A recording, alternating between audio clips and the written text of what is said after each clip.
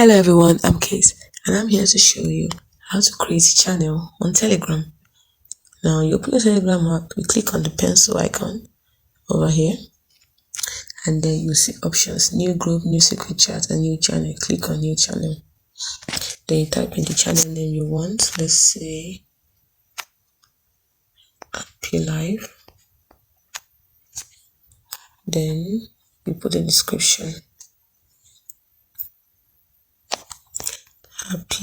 Type in the name of the channel, Happy Life.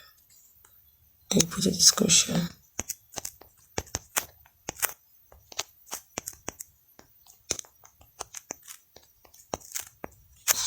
And then you click on the mark icon, and next thing is going to be a public or a private channel.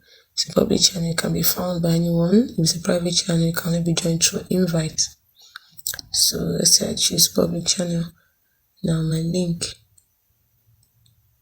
you can set it to a minimum of 5 characters. Let's say I start to use HAPILIF for Happy Life. Then now you have to add people to your channel. Let's say I decide to add these people to my channel. So you can add as many as you like.